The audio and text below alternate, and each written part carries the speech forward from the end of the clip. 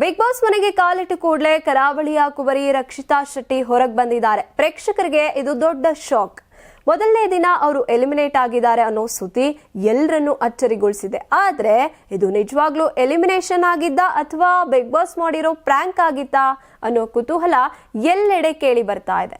ರಕ್ಷಿತಾ ಶೆಟ್ಟಿ ಹೊಸ ಹುರುಪಿನಿಂದ big boss ಮನೆಗೆ ಪ್ರವೇಶಿಸಿದ್ರು. ಮುಂಬೈಯಿಂದ ಬಂದು ಕನ್ನಡ ಕಲಿಯೋದಕ್ಕೆ ಶ್ರಮಿಸ್ತಾ ಇದ್ದಂತ ಆ ಹುಡುಗಿ ಕೆಲವರಲ್ಲಿ ಒಳ್ಳೆ ಅಭಿಪ್ರಾಯನೇ ಮೂಡಿಸಿದ್ರು.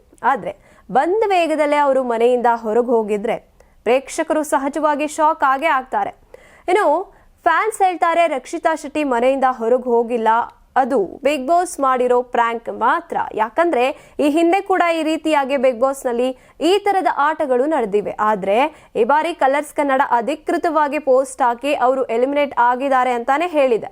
ರಕ್ಷಿತಾ ಶೆಟ್ಟಿಗೆ ದೊಡ್ಡ ಅಭಿಮಾನಿ ಬಳಗ ಇದೆ. ಅಷ್ಟು ಹಿಂಬಾಲಕರಿರೋ ವ್ಯಕ್ತಿಯನ್ನ ವೋಟಿಂಗ್ ಇಲ್ಲದೆ ಕೇವಲ 6 ಜನರ ನಿರ್ಧಾರದಿಂದ ಹೊರಗೆ ಹಾಕೋದು ಸರಿ ಇಲ್ಲ ಅಂತ ಅಭಿಮಾನಿಗಳು ಆಕ್ರೋಶವನ್ನ ಕೂಡ ವ್ಯಕ್ತಪಡಿಸ್ತಾ ಇದ್ದಾರೆ. ರಕ್ಷಿತಾ, ಸ್ಪಂದನ ಹಾಗೇನೆ ಮಾಳು, ಈ 3 ಜನ ಒಟ್ಟಿಗೆ ಬಿಗ್ ಬಾಸ್ ಮನೆಗೆ ಬಂದಿದ್ರು. ಆದ್ರೆ ಬಿಗ್ ಬಾಸ್ ಆದೇಶದಂತೆ ಇವರಲ್ಲಿ ಒಬ್ಬರನ್ನ ಹೊರಗೆ ಕಳಿಸಬೇಕಾಗಿತ್ತು. ಮನೆಯ ಒಂಟಿ ಸ್ಪರ್ಧಿಗಳು ತೀರ್ಮಾನ ಮಾಡಿ ರಕ್ಷಿತಾರನ್ನ ಔಟ್ ಮಾಡಿದ್ದಾರೆ. ಈ ನಿರ್ಧಾರವೇ ದೊಡ್ಡ ವಿವಾದಕ್ಕೆ ಕಾರಣ ಆಗಿದೆ. ಹೀಗಾಗಿ ಪ್ರಶ್ನೆ ಇನ್ನೂ ಉಳಿದಿದೆ, ರಕ್ಷಿತಾ ಶೆಟ್ಟಿ ನಿಜವಾಗ್ಲೂ ಹೊರಗೆ ಹೋಗಿದಾರಾ ಅಥವಾ ಮತ್ತೆ ಮನೆಗೆ ರೀ ಎಂಟ್ರಿ ಕೊಡ್ತಾರಾ? ಬಿಗ್ ಬಾಸ್ ಮನೆ ಯಾವಾಗ್ಲೂ ಸಸ್ಪೆನ್ಸ್ ಮನೆ. ಈ ಬಾರಿ ಏನಾಗುತ್ತೋ ಕಾದು ನೋಡ್ಲೇಬೇಕಾಗಿದೆ.